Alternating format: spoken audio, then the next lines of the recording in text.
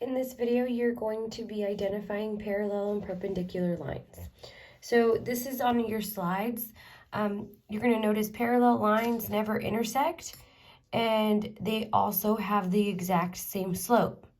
Perpendicular lines intersect to form a 90-degree angle, and you're going to notice that their slopes are opposite reciprocals. So here this slope is -2.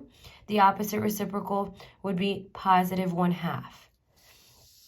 And here at the bottom, we're just comparing horizontal and vertical lines. Horizontal lines, you want to go back and recall, are y equals a number, and horizontal lines will be parallel to each other and the x-axis, because the x-axis is the horizontal line. Vertical lines are parallel to each other and the y-axis, because vertical lines are vertical and the y-axis is vertical. So vertical lines, go back and recall, are x equals a value. Horizontal and vertical lines are going to be perpendicular to each other. And so the x and y axis are perpendicular to each other as well. So let's go ahead and look at a few examples where we're going to be identifying the slope and finding the slope that's parallel, finding the slope that's perpendicular. Okay, so we're going to write the parallel and perpendicular slope for each equation. You want to go back and recall that in the notes I mentioned parallel lines have the same slope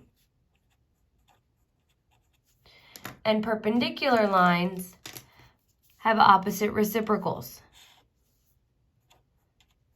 Opposite sign and reciprocal. So here in the first equation, I'm giving y equals 3/4 x minus 4. You need to be able to identify 3/4 as your slope. And if I'm trying to identify a slope that's parallel, it's going to be exactly the same, 3/4. So let's go ahead and identify all of the parallel slopes for each of the equations. Here, if I want a line that's parallel to this line, I want to identify my slope as -2/5. And if it's parallel, it's going to be exactly the same, 2/5.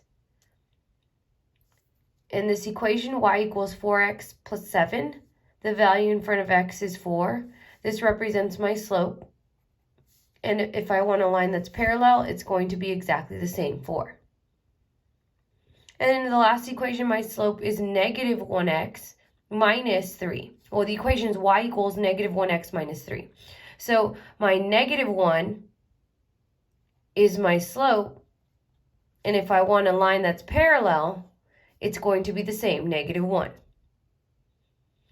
Now, when we identify perpendicular slope, we're going to take that slope and change the sign and take the reciprocal. Reciprocal means to flip. So if it's 3/4, we're going to flip this to 4/3. That is the reciprocal, and change the sign to negative. Opposite signs and reciprocals. So if my equation was y equals -2/5 x plus 2, I'm going to take my slope and I'm going to identify the perpendicular slope, which would be the opposite sign, so it's going to be positive, and the reciprocal.